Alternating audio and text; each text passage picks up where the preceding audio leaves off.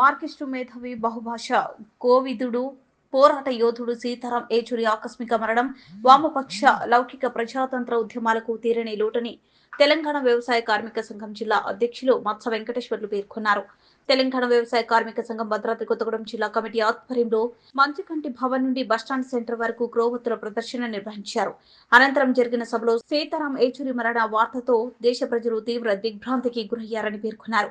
తెలుగు గడ్డ మీద పుట్టిన కమ్యూనిస్టు మేధావి ఏచూరి 50 సంవత్సరాల పైగా సిపిఎం పార్టీ ఆధ్వర్యంలో అనేక ప్రజా పోరాటాలకు దేశవ్యాప్తంగా నాయకత్వం వహించారు.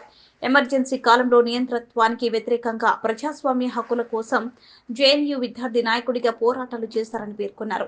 జిల్లా ప్రధాన కార్యదర్శి రేపాకుల శ్రీనివాస్ మాట్లాడుతూ దేశవ్యాప్తంగా మతోన్మాదానికి వ్యతిరేకంగా వామపక్ష లౌకిక ప్రజాతంత్ర శక్తులను ఐక్యం చేయడంలో ఏచూరి కీలక పాత్ర నిర్వహించారని వారు తెలిపారు.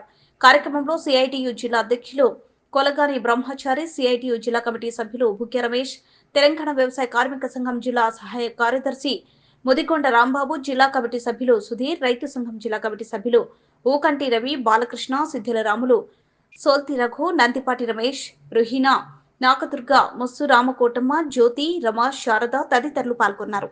సిపిఎం పార్టీ అఖిల భారత ప్రధాన కార్యదర్శి కామ్రేడ్ సీతారాం ఏచూరి గారు అకాల మరణాన్ని చింతిస్తూ తెలంగాణ వ్యవసాయ కార్మిక సంఘం భద్రాద్రి కొత్తగూడెం జిల్లా కమిటీ తరపున వారికి విప్లవ జోహార్లు అర్పిస్తా ఉన్నాను.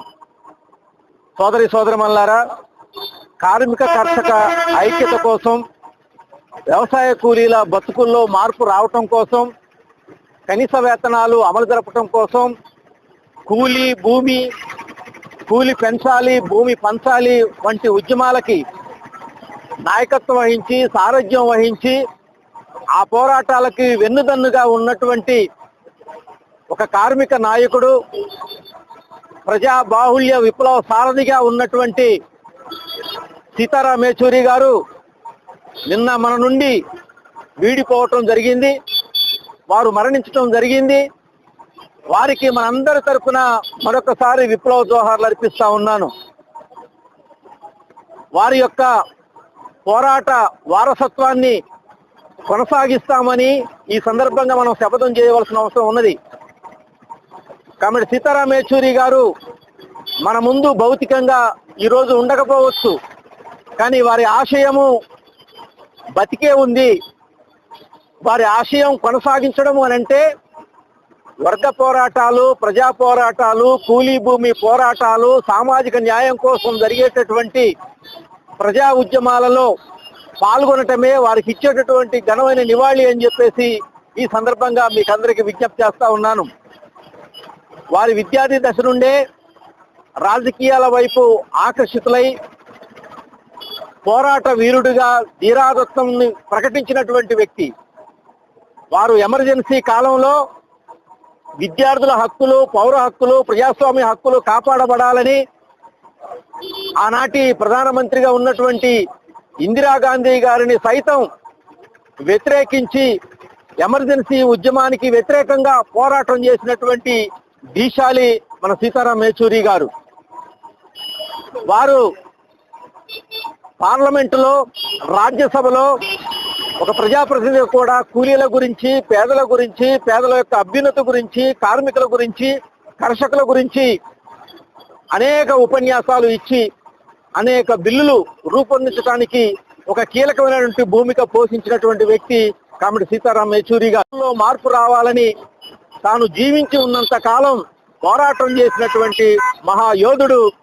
అటువంటి గొప్ప మేధావి ఈ దేశం కోల్పోవటం అనేది జరిగింది. వారికి ఈనాడు మనం విప్లవ జోహార్లు అర్పించడం అని అంటే ఆ పోరాటాలకి మునుముందుకే మనం తీసుకుపోవడమే మన ముందున్నటువంటి కీలక కర్తవ్యంగా మనం అందరం కూడా భావించవలసిన అవసరం ఉన్నది. ఈనాడు ఆయన మన తెలుగు రాష్ట్రాల్లో, ఆంధ్రప్రదేశ్లో, కాకినాడలో వాళ్ళ తల్లిదండ్రుల యొక్క జన్మం జరిగింది. వారు తమిళనాడు రాష్ట్రంలో జన్మించినప్పటికీ మన హైదరాబాద్లోనే ప్రాథమిక విద్యనంతా కూడా పూర్తి చేయడం జరిగింది. తర్వాత ఉన్నత చదువుల కోసం ఢిల్లీ వెళ్ళటం జరిగింది. అక్కడ విద్యార్థి ఉద్యమంలో పాల్గొనటం జరిగింది. అంచెలంచెలుగా సిపిఎం పార్టీలో, కేంద్ర కమిటీలో, పాలిట్ బ్యూరోలో, చివరికి 2015 నుండి ఆయన సిపిఎం పార్టీ ప్రధాన కార్యదర్శిగా 3 పర్యాయాలు ఎన్నికయ్యి ఒక చక్కటి దిశ నిర్దేశం చేస్తున్నటువంటి క్రమంలో వారు లేకపోవటం అనేది మార్క్సిస్టు ఉద్యమానికి, కమ్యూనిస్టు ఉద్యమాలకి, అభ్యుదయ ఉద్యమాలకి, సామాజిక ఉద్యమాలకి ఒక తీరని లోటుగా ఉంటుంది అని చెప్పేసి అర్థం చేసుకోవాల్సిన అవసరం ఉన్నది. ఇవాళ దేశం అనేక క్లిష్ట పరిస్థితుల్లో ఉంది. ఒక పక్క ఆర్థిక సమస్యలతో, రెండవ పక్క సామాజిక న్యాయం కోసం, మూడవ పక్క మతోన్మాద చర్యలతోని మనువాద సిద్ధాంతాలను ముందుకు తీసుకుపోవాలని దేశాన్ని చిన్నాభిన్నం చేసి కులాల పేరుతో, మతాల పేరుతో, ప్రాంతాల పేరుతో విచ్ఛిన్నకర భావాలను నింపేదాని కోసం అటువంటి విధానాలను తీసుకొచ్చి ఇవాళ ఈ దేశానికి ఒక ప్రమాదకర ఘటికలు ఉన్నటువంటి ఈ సందర్భంలో ఒక మేధావిగా ఉన్నటువంటి సీతారాం యేచూరి గారు లేకపోవటం అనేది ఇది ప్రజా ఉద్యమాలకి తీరని లోటుగా ఉంది. మన దేశ ప్రధానమంత్రి నరేంద్ర మోడీ గారితో సహా, మాజీ రాష్ట్రపతిగా ఉన్నటువంటి వెంకయ్య నాయుడు గారితో సహా అందరూ కూడా ఇవాళ కీర్తించబడుతున్నటువంటి అజాత శత్రువుగా సీతారాం యేచూరి గారు ఉన్నారు. వారు సిద్ధాంతాల విషయంలో ఎక్కడ కూడా రాజీ అయ్యేటటువంటి పరిస్థితి లేదు.